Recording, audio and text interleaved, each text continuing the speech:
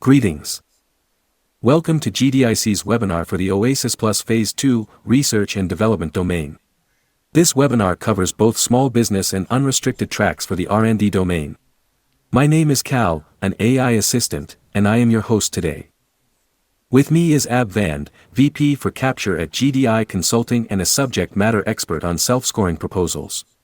Ab will guide you through today's deep dive into the OASIS Plus Phase II R&D domain opportunity.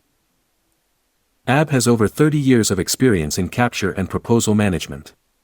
He is considered an expert in self-scoring as well as traditional proposal and capture efforts. Ab has managed over 1,000 successful capture and proposal efforts, including over 200 successful self-scoring proposals such as OASIS Plus. He has also held numerous training webinars for various APMP chapters and Apex offices throughout the US. So a few housekeeping notes. First, the link to the recording of the webinar will be sent to you within 24 hours. Second, we will hold a Q&A session at the end. You can send your questions during the webinar by the chat system to the right of your window and Ab will address them at the end. Third, you can download this presentation by clicking on the link under File on the right-hand side panel on your window. We highly recommend you download the slide deck so that you can always refer back to it. So let's see what this webinar covers. We will first give a quick intro to GDI Consulting Services. Then start with giving the general information on OASIS Plus. Next we will have a thorough discussion of the scope of the research and development domain. From there, we will deep dive into the scoring system for this domain, and discuss score optimization as well. Ab will also touch on how you prepare the actual proposal or what we call substantiation. The importance of compliance and factors such as pricing and partnering are also covered. Lastly, Ab will provide some strategy recommendations and experience sharing and then finish with the Q&A session. So with that, I will now hand over the control to Ab to start the webinar. Ab.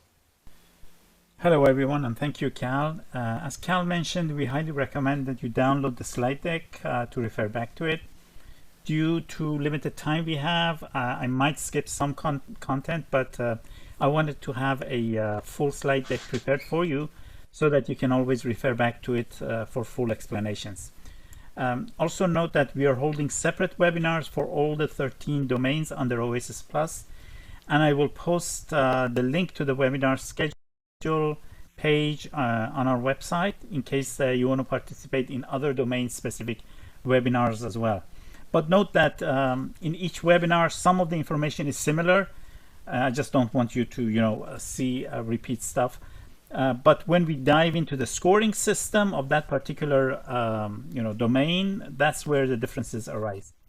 Also, for those of you who are unsure if you should go after this opportunity at all, and whether you have the minimum requirements or not, we have a pre-qualification assessment service for just $490, and we assess your contracts and tell you your chances and gaps so that you can be sure of your eligibility with minimal cost. I will put the link to that page on the chat as well. Okay, let's start now. Let me very quickly give you a short intro to our company and then dive into OASIS Plus. So GDI Consulting has been in business for over 15 years, and we have established ourselves as the premier self-scoring experts in the market. This is not a boast. Just see those numbers, including the fact that we prepared 97 successful proposals for our clients in OASIS Plus, the initial bidding. So 97 awards we got. That speaks by itself. We have over 650 satisfied repeat clients, 86 of whom are very large businesses, some on the top 10 list of largest defense contractors. You can later refer to this page for more information on our company because we're short of time, so I'll skip the rest of this stuff. Now, I won't go into the details of our services as most of you are repeat webinar viewers, and we'll just suffice to say that we have 4 main lines of service, including proposal development, capture management, specific support services like competitive intel or price to win, and finally customized training. So we strive to be a one-stop shop for federal and SLED BD needs of small and large companies. Okay, let's start with the OASIS Plus then, and get some general info about it. We call it OASIS Plus 101. So it's good to take a look at the previous OASIS contract, which ran from 2015 to 2025. These years are approximations, as there were different pools awarded at different times. So this is the graph showing the government's spending on this contract during its course of performance. And you can see that towards its end, the government was spending about $10 to $12 billion per year on this contract. Blue is the unrestricted contracts spendings, and orange is the small business contracts spending. Okay, and in terms of the top 10 agencies using OASIS, obviously GSA has been the main user, but since these numbers are all in the billions of dollars, don't underestimate the other agencies involved. More than 30 agencies have been buying services through this contract. Okay, so let's now look at OASIS Plus. That was OASIS, the previous contract. Let's now look at OASIS Plus. So we have the general information. GSA is the contract owner. It's a multiple award IDIQ GWAC, government-wide acquisition contract, meaning that all federal agencies can actually put out task orders under this. It has an open ceiling, number of awards unlimited, and this phase 2 also unlimited as well. Contract duration is 5 years plus 1 additional 5 years. You can think of it as an overall 8 years now, because we are nearly 2 years into it, or less than 2 years actually. First round was awarded. Phase 2 has started January 12th, 2026, officially has started. And it's a rolling admission system, so there's no due date specific. Obviously, the sooner you can get on it, the better, because then you can participate in the task orders that are out there. Now, there are 6 tracks, as they're called. You can think of it as 6 different contracts. The contracts are segregated by the type of company. So there is a total small business contract or track, 8A small business, hub zone small business, STVOSB, WOSB, and unrestricted.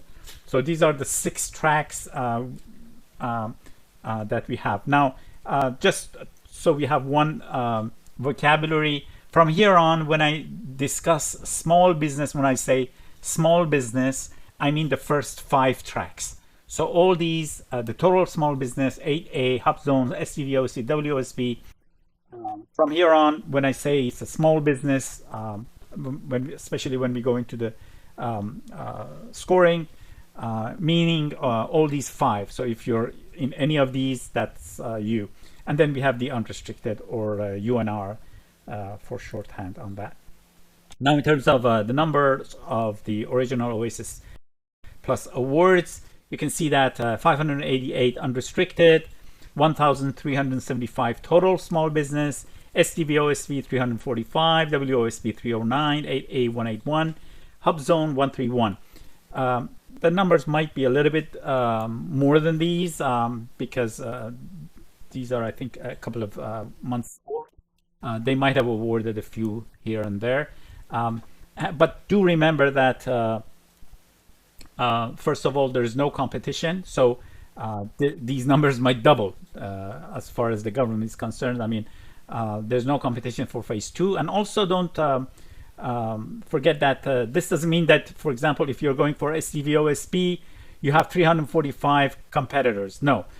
These are, separated into the domains. So we're going to have, these are about the 8 previous domains. 5 have been added for overall 13. So it's not that, these are the numbers of your competitors in each of these set-aside economic, socioeconomic types.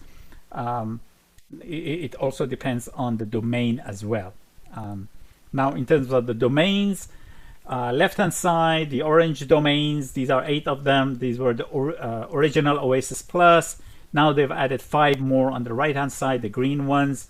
So technical and engineering, T&E, management and advisory M&A, research and development R&D, intelligence services, enterprise solutions, which is only for unrestricted track, facility services, logistics services, environmental services, and to the right, business, these are the new ones, business administration services, human capital services, financial services, marketing and digital outreach services, and finally, social services.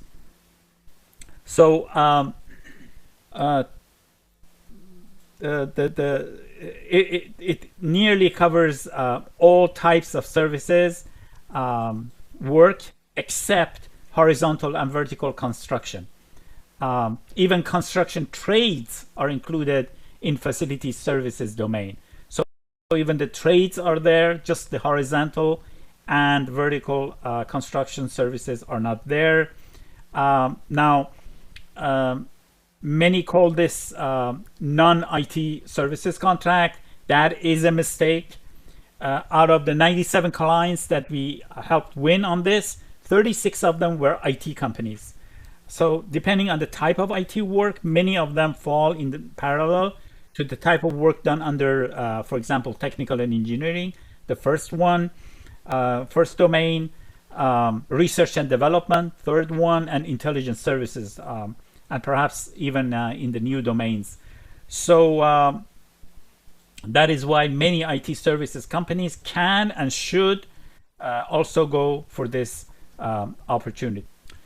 So now let's deep dive into the main subject of our webinar, which is the R&D domain.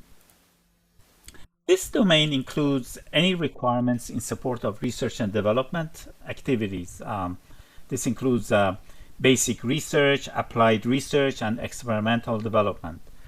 Services include conducting R&D in the physical, engineering, and life sciences. Also nanotechnology, biotechnology, and social sciences and humanities. Sub-areas are listed here in this and next slide. But for the sake of time, I won't read off each one of them. You can refer back to this later on. So this is the list, and it continues on this slide as well. Now, some of the related NAICS codes are listed here. I will come back to this with a more complete list when we discuss the scoring system. Okay. And this is a continuation. Now, if we are good that we want to go after this domain, let's understand the scoring system, as that's how you win on this IDIQ. I am assuming that you're familiar with the concept of self-scoring proposals. If not, please refer to our previous webinars, because for the sake of time, we don't have the time to actually go over that in this webinar. Let's start with the overall point score. So the maximum score for this opportunity is 50, whether it's a small business submission or unrestricted. And remember, when I say small business, from here on, I mean 5 different tracks: total small business, women-owned small business, 8A, hub zone, and STVOSB. 5 different tracks. And then you have the unrestricted or UNR track as well. So 50 is the maximum. Now, if you get 36, if you're submitting as small business and you get 36, or for unrestricted 42, you are awarded. So that's the threshold. That's the point factor that is key. You need to be above those two, 36 and 42. Now, how do you get the points? There are 3 main score factors: qualifying projects, or QPs we call them, 5 contracts, 5 projects. From here on, I'm going to use that terminology, QPs, for qualifying projects. Then you have the federal experience projects, or FEPs, and then you have systems, clearances, and certifications. That's the 3rd score factor. But you can see from the listing that qualifying projects, the QPs, are much larger, 35 or 34 in the case of unrestricted, compared with the other 2. In fact, in other domains, they're even larger. They're around 40, 41 sometimes in other domains. In R&D, the FEP, Federal Experience Projects, is a little larger than usual than other domains. But essentially, you can see that qualifying projects are the key players. And if you look at it graphically, again, you can see that qualifying projects are the most important part of submission. I've seen many companies actually win with minimal points on FEPs and systems and certs, but very strong QPs, because the main score lies in the QPs. Okay, so from here on, I'm going to go into these three different score factors: QPs, FEPs, and systems and certs. Let's start with the QP factor and see what the sub-factors for those are. Now, within the R&D domain, there are 4 sub-factors for QP: relevance, scale, management and staffing, and past performance. And I'm going to go over each of these sub-factors one by one. You can see the comparison. Here again, you can see that relevance is much more important than the others, although you want to maximize on all of them to get the highest points. But as you can see, relevance is really important in this domain, and in fact in all domains. So let's look at relevance now in more detail. You can have up to 5 QPs, 5 contracts. Each of them will get you 4 points for a maximum of 20. And it's the same for UNR and small business. So 20 points, each contract 4 points for a maximum of 20. Contracts can be, in terms of the type, federal prime contracts, federal subcontracts, or commercial projects. If you're using a federal prime contract, they can be standalone contracts, or they can be task orders under multiple award IDIQ or BPAs, or single award IDIQs or BPAs, FSS contracts, GSA mass, or BOAs. Now, note that I said task orders under them. You cannot use an IDIQ itself or a BPA award itself. You have to submit the task orders under them as the QP. Now, OTAs, other transaction authority contracts, are allowed as well. However, grants and co-op agreements are not acceptable. So you can't use grants and co-op agreements. Now, contracts must be based on FAR Part 37 services and not supplies. So you can't use a contract that you provided, say, a number of equipment to the government. That's not acceptable. It has to be services. Now, let's look at the requirements. We talked about the type of the contracts you can bring to the table. We said federal, prime, federal subcontract, and commercial. But let's see what are the requirements. There are 4 main requirements. First one is the minimum annual value. So the minimum annual value, if your submission is a small business submission, is $1 million, and if it's unrestricted, $1.25 million, $1,250,000 for unrestricted. Now, we have 2 types to calculate this. There are 2 types of contracts. Some are ongoing, some are completed. For ongoing contracts, the way you calculate it is that you take the total expected contractual value, even though it's not realized yet, even though for example that includes the value of option years, all of that. You take all of that into consideration and consider that the total value. And then you take what's written on the contract in terms of the duration of the contract, and you divide that, and you get the annual value. So say you have a contract with 1 year base and 4 years option. And it is said that the maximum value for this contract is $10 million with the options. Even though you are in the first year, or even second, in the first option year, whatever. Nonetheless, you take the full $10 million, you divide it by the 5 years. So the annual value for this contract is $2 million. Note that you can't take 1 year out of the 5 years and say, hey, I'm going to use that. You have to use the entire duration of the contract and entire value. Second requirement is contract date, the recency. So if you have an ongoing contract, you have to have at least 6 months of performance. And you calculate that by going back 6 months from 12th of January 2026. So if your contract is awarded and started before July 12th, 2025, you're good to go if it's an ongoing one, because then you have 6 months of performance. If you have a completed contract, a contract that's finished, then it has to have been finished. The completion date must be within the past 5 years from, again, January 12th, 2026. Means that the completion date must be after January 12th, 2021, the 5 years. So after that date is okay. It doesn't matter when the contract started, 10 years ago, 20 years ago, forever, but the completion date must be within the past 5 years. The third requirement is that the past performance rating must be above satisfactory, and I emphasize that above. I will explain that later on. This comes from the CPARs. If you don't have a CPAR for that contract, you can use a form called JP6 that comes with the RFP and get it signed by the contracting officer.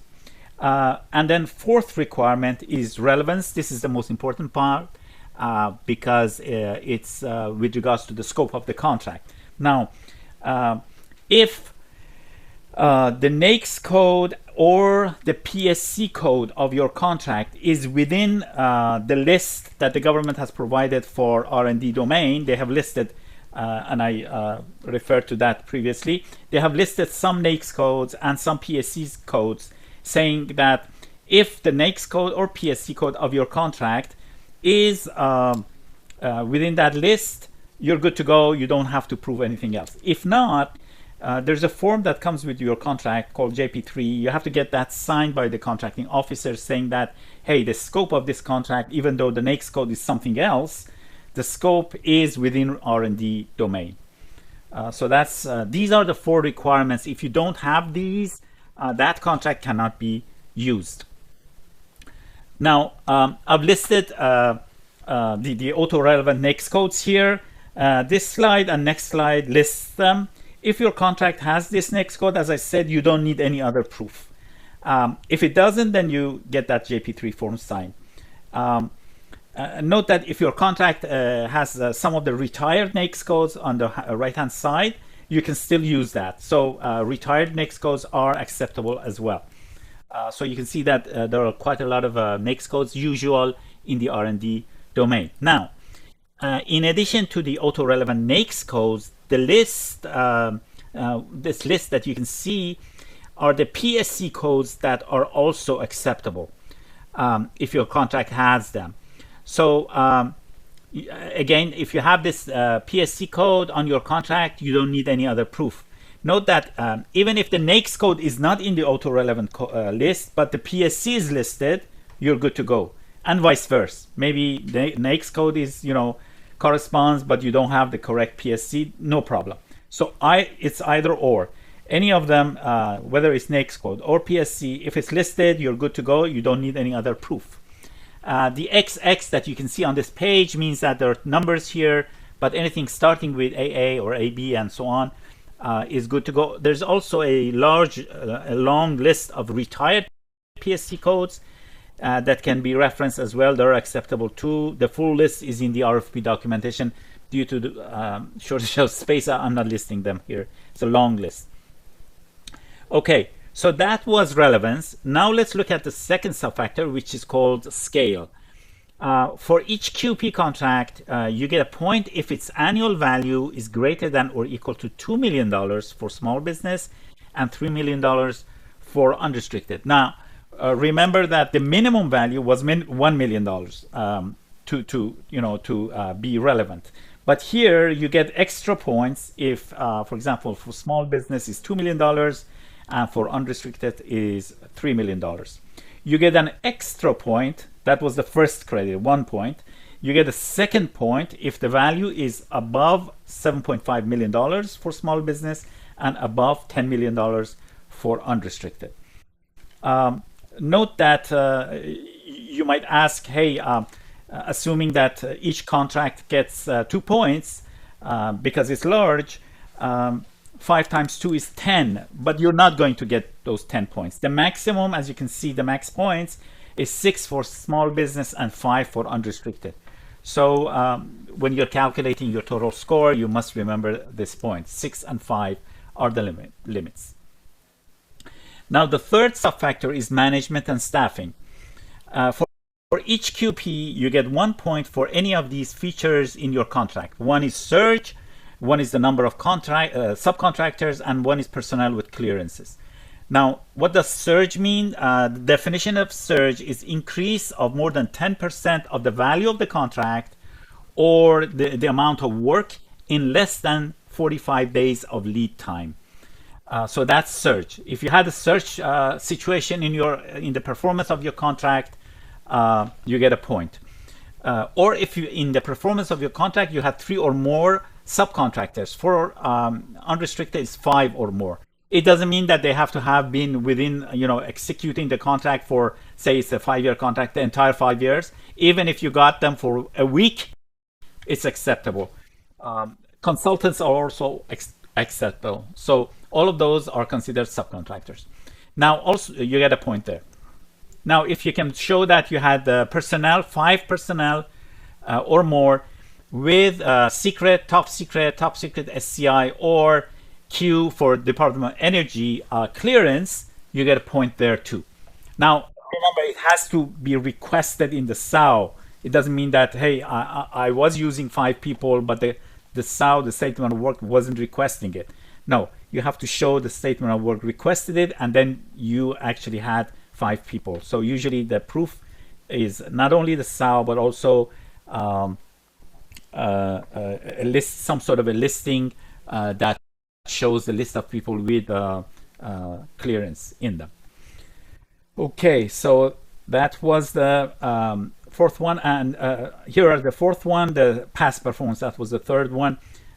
This subfactor, past performance, works like this. If all 5 contracts that you bring to the table, 5 QPs, have an above satisfactory past performance rating, and I'll explain how to calculate above satisfactory, because there are multiple subfactors in a CPAR. But if it is the case, then you get 3 points. If 4 out of the 5 have above satisfactory, you get 2 points. If 3 out of the 5 have above satisfactory, you get 1 point, and less than that, you don't get any points. So that's how you calculate it. A few important notes. You can use a JP6 form if you don't have a CPAR, but only if you don't have a CPAR. And the JP6 form works like a PPQ, but you have to use the JP6 form, not any PPQs that you have already gotten signed or anything like that. You have to use that specific form. And then I will explain the above satisfactory. But one other point is that for the UNR track, if all 5 contracts had a very good or exceptional rating for the small business utilization subfactor in the CPARs, you get 1 extra point. That's why the total for unrestricted is 3 plus 1 is 4 points, and for small business is just 3 points. Okay, let's now discuss the answer to the question, how do you know if your CPAR is above satisfactory? Because it has many subfactors. Usually the subfactors are technical, sometimes called quality of service, schedule, sometimes called timeliness, cost control, management, or sometimes called business relations, and finally small business subcontracting or small business utilization. So these are the subfactors. Now, the way you calculate your average score is that you give a point score to the ratings. That is, exceptional is considered 5, very good is 4, satisfactory is 3, marginal is 2, and unsatisfactory is 1. You replace these numbers for the ratings, add them up, and then divide by the number of applicable ones. So if a rating is NA, you don't count that. So let's look at the example we have in that orange box. So assume that we have a contract with a CPAR with these ratings. So technical is exceptional, we put a 5. Schedule is considered satisfactory, we get a 3. Cost control has been rated as marginal, we put a 2. Management has been rated as satisfactory, we put a 3. And small business utilization is an NA, so we don't count that. So to do the calculation, we add 5 to 3 to 2 to 3, and then divide, which becomes 13, divide by 4, not by 5, because small business utilization doesn't count. So we divide 13 by 4, we get 3.25.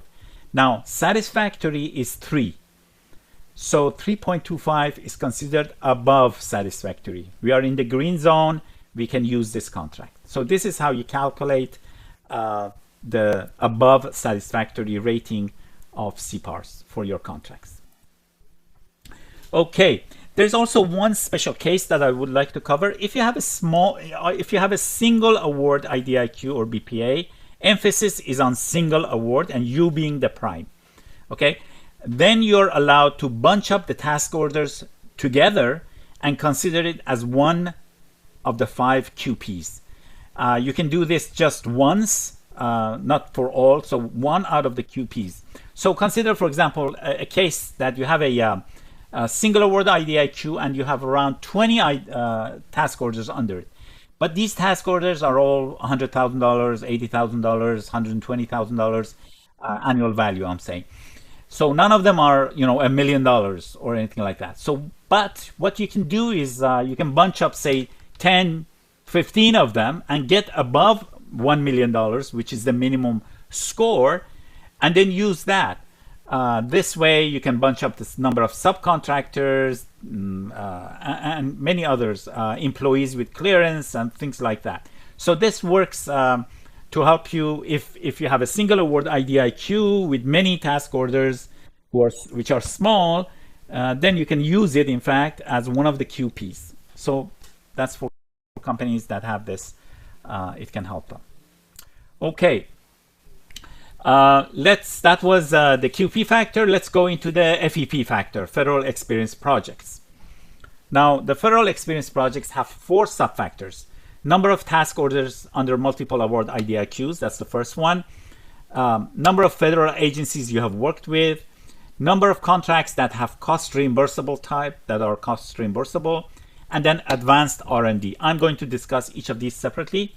So let's start with number of task orders. You get 1 point for each task order that you have performed under a multiple, emphasis on multiple award IDIQ or BPA. So if you have multiple award IDIQ or BPAs and you have task orders under them, you get a point for them.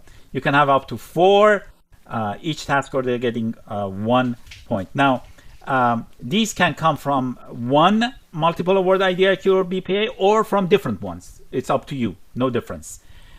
Also, these contracts don't need to be the same ones you use in the QP factor. So these can be completely new ones. The requirement is therefore task orders under federal prime federal services, multiple award IDIQ or BPA. They must have an annual value of $250,000. It's the same for small business and unrestricted, but 250K, not a million, 250K. And they must be ongoing for 6 months or completed within the past 5 years, as we discussed for the QPs, similar to that. But they don't have to be relevant to the domain. So they don't necessarily have to be relevant to the R&D domain. Maybe you did one marketing, you did finance. Any of those are acceptable, as long as it's a task order with those 3 requirements that I said under a multiple award IDIQ, 250K annual value, minimum 6 months of performance, or completed within the past 5 years. Okay. Now, the second sub-factor is about the number of federal agencies you have worked with. If you have worked with 3 different agencies, work meaning that you have contracts, then you get 1 point. And to show that, the contracts must again be prime federal contracts. They must have an annual value of $250,000. Again, the same for small business and unrestricted, and be ongoing for 6 months or completed within the past 5 years. Now, again, here you don't have to show relevance to the domain, so they can come from any other type of work that you've done. And the contracts don't have to be the same ones you've used elsewhere for the QPs or even the other FEPs, the task orders and things like that. They can be task orders or they can be standalone contracts, up to you. Okay, that was the second sub-factor. The third sub-factor is cost reimbursable. You get 2 points, 1 point per contract, so you can bring to the table 2 contracts that are cost reimbursable. Similar to other sub-factors under FEP, you must be prime on the contract. It must be a federal contract, obviously, with an annual value of $250,000. Small business and unrestricted, same. 6 months of performance, if ongoing, or completed within the past 5 years. Now, what is cost reimbursable? They include cost contracts, cost sharing contracts, cost plus incentive fee contracts, cost plus award fee contracts, and cost plus fixed fee contracts. All of these are acceptable. So 2 contracts there. And again, they don't need to be the same ones you have used in other places. They can be 2 completely new ones that you bring to the table. The fourth sub-factor is for special R&D projects, or as they call them, advanced R&D. You get a point per contract if there were R&D through SBIR or STTR programs for phase 2 and phase 3, not phase 1, phase 2, phase 3. Or, so that's one type of contract that will get you a point, or applied research or experimental exploratory advanced development, which you can check through to make sure that they are that type of contract. If the PSC assigned to that contract starts with an A in the first position and the numbers 2 or 3 in the 4th position. So any contract that starts with an A and then in the 4th position of the PSC code has a 2 or 3, it's good to go. It's considered an applied research or experimental exploratory advanced development contract. And you can use it. In fact, you have to show that PSC code as proof. Now, the third type of contract that you can use are projects with an assessed TRL, technology readiness level of 3 or higher. So if you have that sort of a contract, that again gets you 1 point. So again, as usual, contracts must be prime federal contracts, 250,000 annual value, 6 months of performance for ongoing or completed within past 5 years. And you can use grants and co-op agreements if they're under phase 1 or phase 2 or phase 3 of SBIR or STTR programs. So here, grants and co-op agreements are acceptable for phase 2 and phase 3 SBIR and STTR programs. Maximum points you get, 4 contracts you can bring to the table for small business, 3 contracts you can bring to the table for unrestricted. Okay, so that was the 4th way. So that was FEP. Let's discuss systems certs and clearances. I will go a little bit faster here because we're short of time. So you can see there, we have business systems, government facility clearance, FCL, and other certifications. Now, for business systems, you get 1 point if you have an approved accounting system for small business. For unrestricted, there's a list: accounting system, approved rates, purchasing system, estimating system, EVMS, material management and accounting system, property management system. If you have 2 of these, you get 1 point. If you have 3 of these, you get 2 points. That's how it works. Now, approved meaning all of them for all of these systems. Approved meaning by the government. So if a third party approved your accounting system, it doesn't count. You can't get a point. It has to be approved by the government. Facility clearance is straightforward. Whether you have top secret or secret doesn't matter. It has to be active, not pending. Pending doesn't count. Active facility clearance, you get 1 point. Same for small business and large. Finally, other certifications. You get 1 point for small business and 2 points, meaning 2 of these for unrestricted. CMMI level 2, ISO 27001, ISO 9001, ISO 22301, ISO 21508, and CMMC level 2. If you have 1 of these, small business, you get 1 point. For each of them, you get 1 point for unrestricted for a maximum of 2. So that's how system and certs work. Finally, a special case mentor-protege JVs, because there's a special rule about them. So if you're going for a mentor-protege JV, for the QPs, for the 5 QPs, at least 1 of them must come from the protege. So you can't have a situation in which all the 5 come from the mentor. That's not acceptable. Now, the good thing is, however, that the minimum threshold annual value for each domain is halved. For each domain, including R&D domain, is halved when the protege submits a contract. For example, for the R&D small business, the minimum annual value is $1 million. But if the contract is coming from the protege, it can be above 500K. Doesn't have to be $1 million. The same halving works for the other values too. So if you get the second point for $7.5 million, if the contract is coming from the protege instead of $7.5 million, if it's above $3.75 million, you get the points. For FEPs, the same. So $250,000 was the minimum annual value. If the contract is coming from the protege, it can be $125,000 and above, and it's acceptable. And finally, if the mentor protege is submitting towards an R&D UNR unrestricted, the annual value of the protege contract can be above anything above $625,000. Remember, it was $1.25 million for unrestricted R&D, but here it's half. So take this as a note if you're submitting as a mentor protege JV. So that was the scoring system for this domain. Let's now discuss eligibility assessment as well as score optimization. These are the first steps that you should take. If you have multiple contracts, use a tool to first profile your contracts and see what score each will bring for you, and then which 5 QPs to select to maximize your score.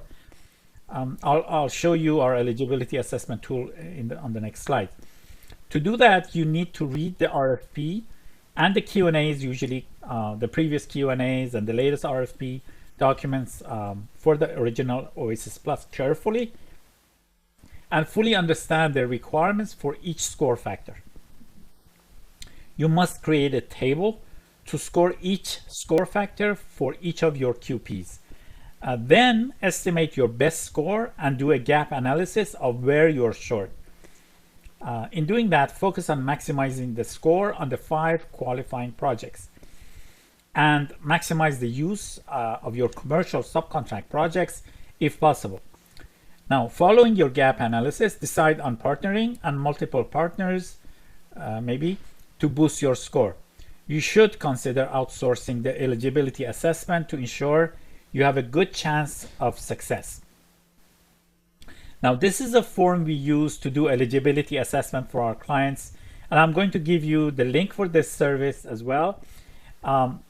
It makes sure that you don't spend money on something that you don't have a chance on, and also ensures you know where your gaps are to bring on team partners. So for each contract, you have to, on the column on the right hand side, the yellow column is where you actually respond to them, the value, duration, whether you use 5 FTEs or not. So these are the specific questions that we have prepared that you have to answer to, and then based on that, this is another page.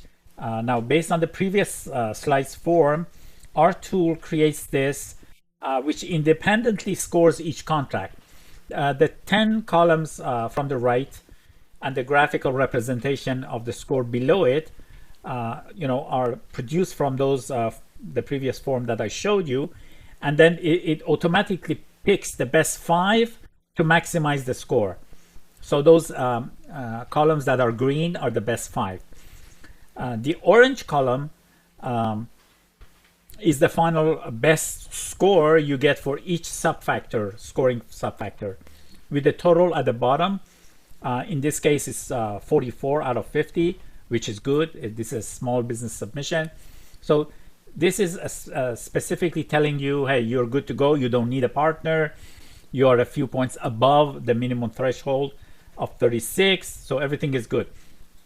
Maybe the total comes to, say, 32, in which case where this shows you where you're missing points and what partners to look for to actually get those points above 36. So we call this the eligibility assessment service that we're providing. And if you're interested in our eligibility assessment service, you can click on the offer tab on the right hand side panel to go to the link to read more on the service and request it if you want. Let's discuss substantiation now. Remember, the proposal you're supposed to provide is essentially the documents that prove your self-score is justifiable. These are the award document, perhaps, the statement of work, the SAO, the FPDS printouts of the contract. FPDS is the government website that has lists all the contracts. So it's considered official document when you have a printout of it. The CPARs, or the JP6 in lieu of CPAR, and the JP3 form if your contract's NAICS is not what it's supposed to be, or if you're a sub and want to prove relevance and other QP subfactor information. So you need to tag and highlight the relevant information on each piece of document. Let's see some example of this. So this is an example of Word document with relevant pieces of information highlighted and tagged as well. This is an FPDS printout, again with relevant pieces of information like contract number, dates, values, etc., highlighted and tagged. So this is how you get the documents. Now you can see that there are a lot of moving parts involved, so you need to know what documents you need to present to justify each point score. They're not necessarily just one document required per point score. So you need a checklist, sample here, for example, to ensure that nothing is missing. This is an example of a checklist for the 5 contracts that were selected for QPs are listed at the above under 3. Those are the 5 contracts, and below it are the documents that are needed. And when it's ticked, it means that it's ready and it's prepared. So for each of the score factors, you might need different documents, and they have to be tagged, highlighted, things like that. So a lot of document management work needs to be done. Okay, so that brings us to the importance of compliance in these self-scoring proposals. Due to shortage of time, I will not go into the slides about compliance. I just want to emphasize the importance of compliance. I've seen many companies, in fact, lose because of not paying enough attention to this and not paying the price for ensuring compliance when they're preparing their proposal. So please go through the slides that I have put in here and discuss it with your team when you are actually preparing your proposal. Now, with regards to price, there's always a question as to how price delay plays in the self-scoring proposal submission. The short answer is no score is given for price. They just check it to be within the acceptable range and complete for all items. That's it. A few points. You can refer to this slide later, but essentially you have to provide pricing for 20 LCATs at the SME subject matter expert level, and you want to make sure that you're not below the maximum you are below the maximum acceptable government rate. And that's all there is to it. They give you what is the maximum acceptable rate. You just want to make sure that you're below that. That's all there is to it. So it's very easy to prepare your price form. There's a form that comes with it, with the RFP. You just have to fill it out. Okay, teaming is extremely important in OASIS Plus. The short rule is if your own score cannot be above the threshold, use teaming, period. No indecision. In OASIS Plus, everything is about the score. Whether you get your score all by yourself or you have a team of 5 subs, for example, the government doesn't care. At the end of the day, the score is the king. Now, some key points here. I will not go into the details of all of them, but essentially, I recommend, or we recommend as our company, that if you're not 3 to 5 points above the threshold, so this is new. If you're not 3 to 5 points above the threshold, consider using a partner. You need those cushion points, those 3 to 5 points. For JVs, MPJVs, prime sub relationships, all are acceptable. You can use the partners contracts for QPs and FEPs, which account for nearly 90% of the total score. One important factor is that if you're a small business, your subcontractors must also be small under that particular domain. You can read the rest of these points that I've listed here later on when you refer back to it. And we have a free partnering portal. You can see the link here. I'll put it up on the chat as well. So you can actually register here, go find your partner, whether you want to be prime or sub, and this way you can actually communicate with them and reach an agreement and work from there. So this is a free partnering portal. We've already, I think 400 companies registered and got together during the previous OASIS Plus submission. So this is something very helpful. Okay, and this is the first page of that site. Let's now discuss strategy and share some experience. So this is perhaps the most important opportunity for many businesses for the next 10 years, or I should say 8 years. There is no competition, so use all means possible to win a seat, including partnering with other companies, either as prime or as a sub. Expand on domains. If you have past performance in any domains other than your main domain, but not the required 5 QPs, don't relent. Use partners and expand your grasp by going after multiple domains. This holds true for both small business and unrestricted tracks. For small businesses, don't stick to just your own set-aside track. First of all, you should also go for the total small business track. It's considered separate from 8A Hub Zone WOSB and STVOSB. It's a complete track. And secondly, if you have strong QPs, by all means go for the unrestricted track as well. Say you're sure that you get above 42, why not go for unrestricted as well?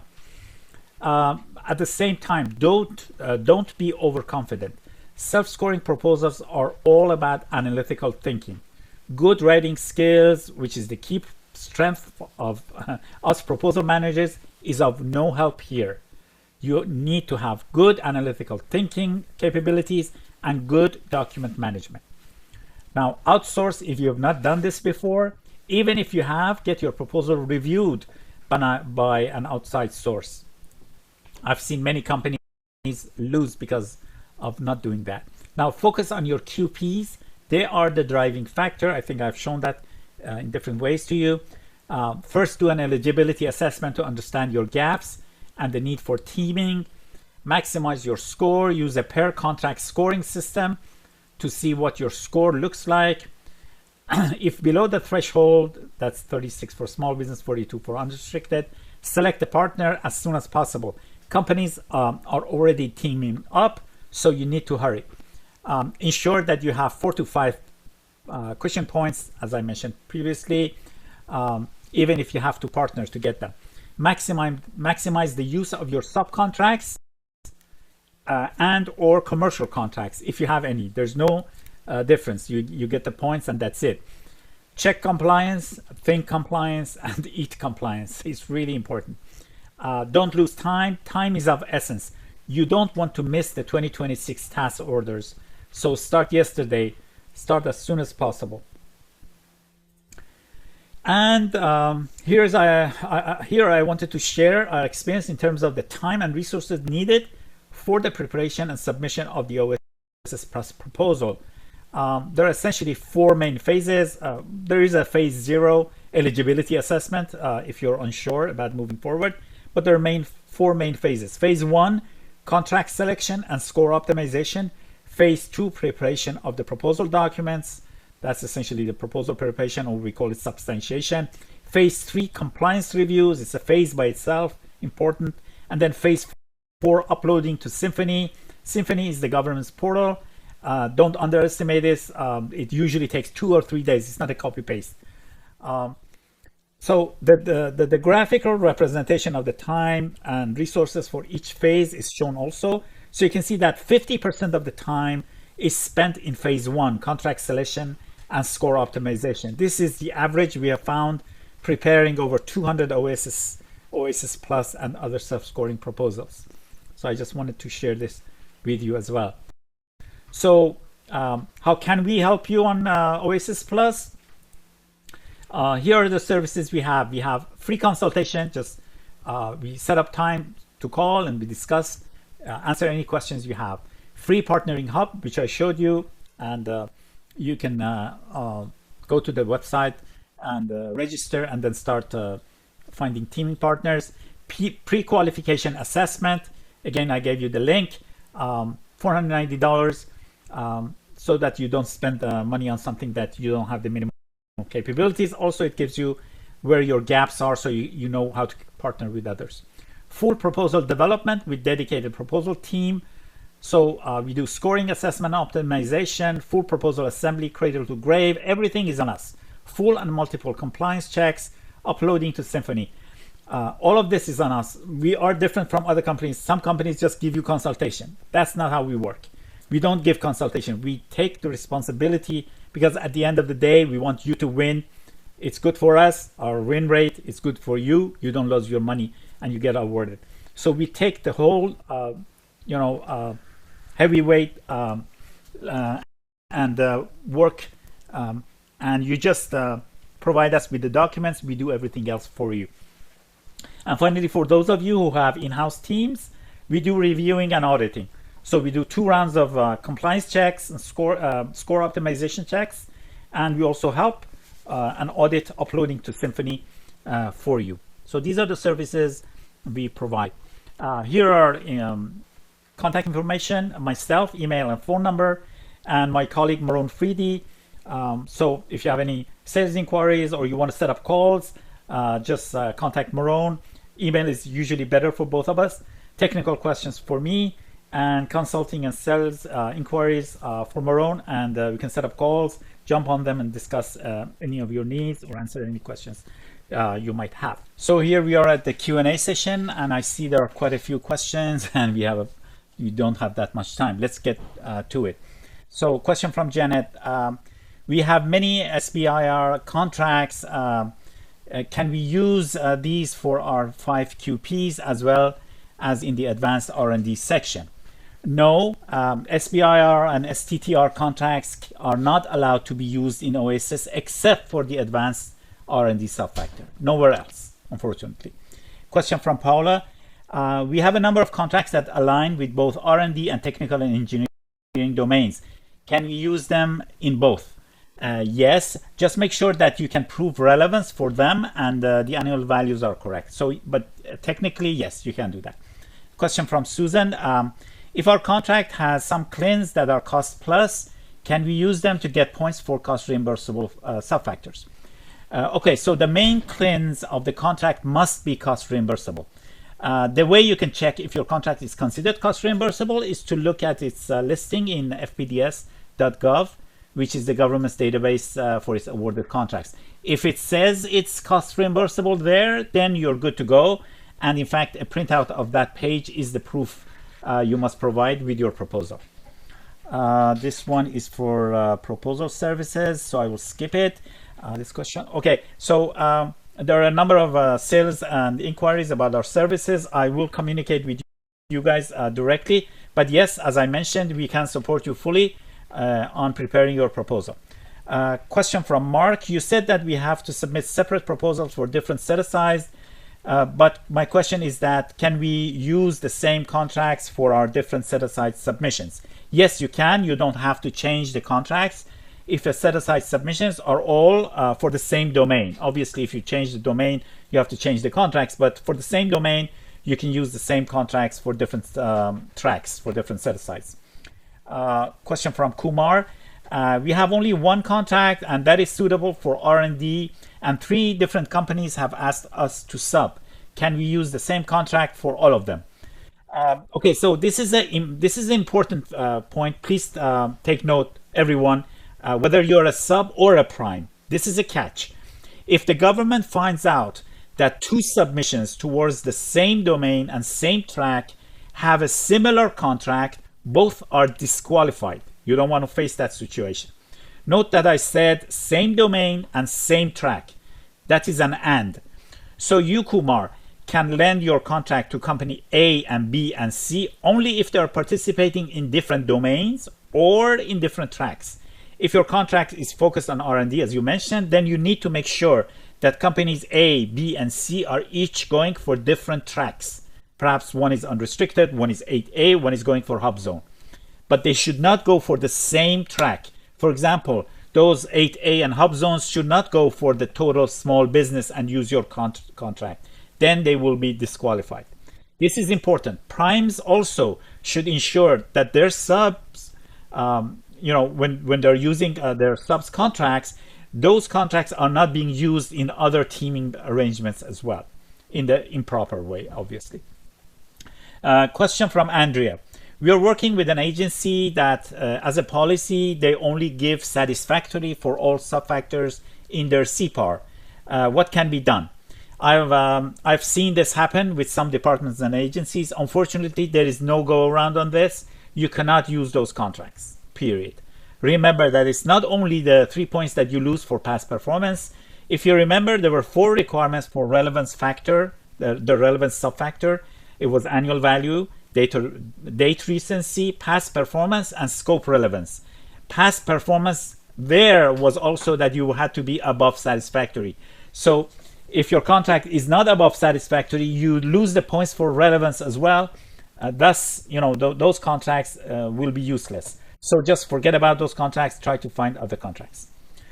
Question from Bob. We have subcontracts, so I understand that we have to get that form signed by the prime and sent to the government, correct? Yes, Bob, correct that you need to get the JP6, it's called JP6 form signed by the prime, but no, incorrect. They don't, the prime don't send it to the government. They must send it back to you so that you put it in your proposal as proof of their point score. Okay, that's the difference with other types of contracts, the PPQs and things like that. Question from Mike. Explain the cushion points again.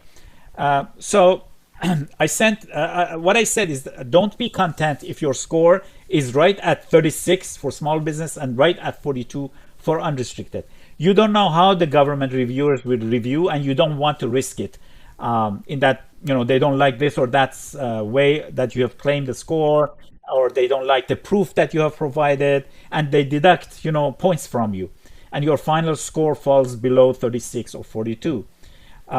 You need what we call cushion points or backup points. We suggest you aim for around 40 points for small business and around 45 to 46 for unrestricted. So even if the government reviewers deduct a few points from you, you're still above the threshold. We in fact recommend companies to team up, create teams if they're right at that point and they don't have any other points that they can have by themselves. So bring in team members, partners, subcontractors to increase your score and have those cushion points. Question from Caddy. If we are in a JV, do all the JV members have to have FCL and those other certifications to get the points? No, when one of the JV members has it, you can claim those points. That's the good thing about JVs. Question from Manny. I looked at the 20 LCATs and our company doesn't have some of those people. Can we leave them blank? No, absolutely not. If you leave any of those 20 LCAT pricings blank, then your pricing is considered incomplete and you risk being, getting disqualified. So you need to price all of them, even if it's outside your line of business. Okay, we are out of time, as usual, way out of time. So I'd like to apologize for not being able to answer all other remaining questions. I will certainly respond by email. So we wrap up the webinar here. Thank you everyone for participating in our webinar. And I look forward to seeing you in our future webinars as well. Have a wonderful day.